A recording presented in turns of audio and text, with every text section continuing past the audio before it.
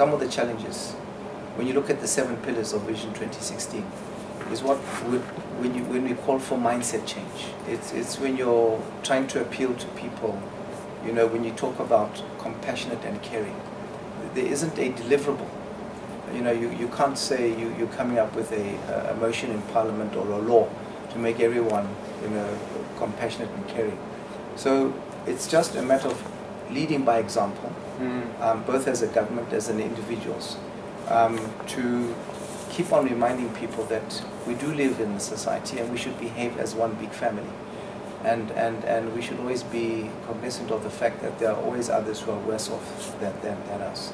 And we should try our best to always encompass those who are disadvantaged in our society. Others, when you talk about safe and secure nation, for example, well, that has to do a lot with fighting crime, and maybe there's more emphasis on government being able to deliver to ensure that policing is more effective. And we can see that because in the last 2 years we have introduced strategies that actually see the crime statistics going down.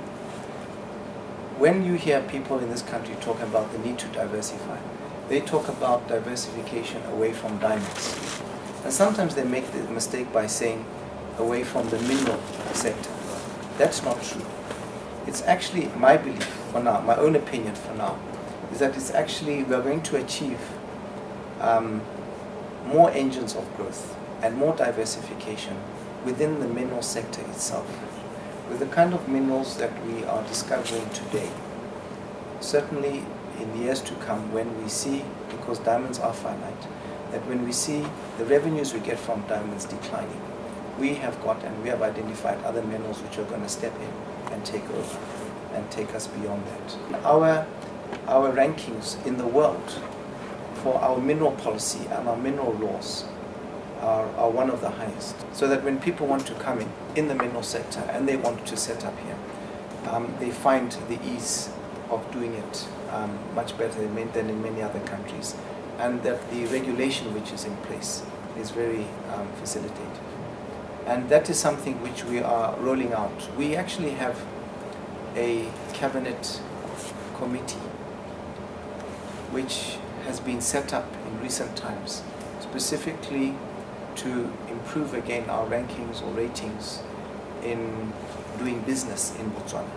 So you've got all sorts of regulatory frameworks that countries have, you know, bureaucracy, for want of another word, that needs to be cleared out. This committee reports to the rest of Cabinet and myself every 2 months to ensure what processes that we are improving upon to try to do that, to make it easier. But certainly in the Southern African region, we consider our landlocked status, geographical status, actually as an advantage. Even though we don't have direct access to ports, we don't have a coast. We are right in the middle of the Southern African region. And we find that that is actually a big advantage, because then we can access, because even though we've got a relatively small population, when we do sell ourselves as a destination for FDI, we do stress that we are conveniently placed, well placed for all those other countries around us. And that is why we are developing the transport network.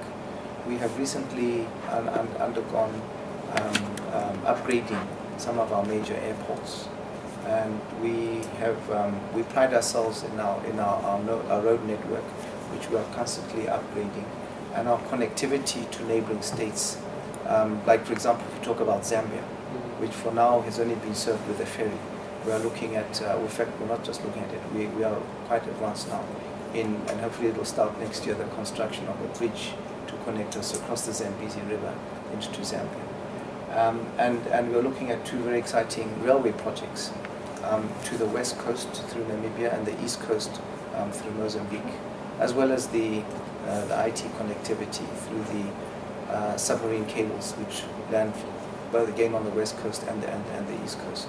So those are all things which I think bring the whole lot together, so that when you're here, you don't feel cut off from anywhere else. Increasingly we see that our interaction with some of the larger economies in South America is beginning to take off. You find like Brazil has historically had close links with Angola and Mozambique because they are Portuguese speaking. But apart from that, you'll find Brazil is certainly engaging a lot more on the continent of Africa. When I visited Liberia recently, I offered to share with them our experiences with the diamond industry here, because they're just trying to get it on its feet. With South Sudan, we have again offered to share with them our experiences with the public service and anything else in the education sector that they feel as the newest nation on the continent. And they have expressed an interest to come here, and I think they've already sent 1 or 2 delegations to Botswana for benchmarking. And we are prepared to send people there to work with them in setting up the same sort of systems that have worked for us here. People think about political stability. They think about whether the investments are secure. They think about issues I've already raised like health and education.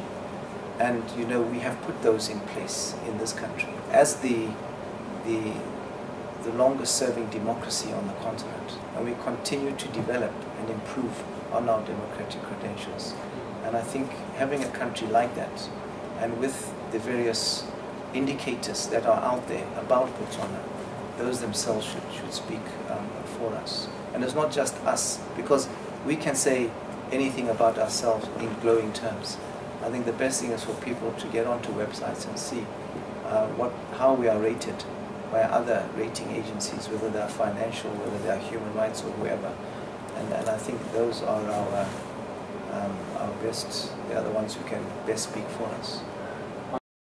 For more videos, please visit www.voicesofbotswana.com.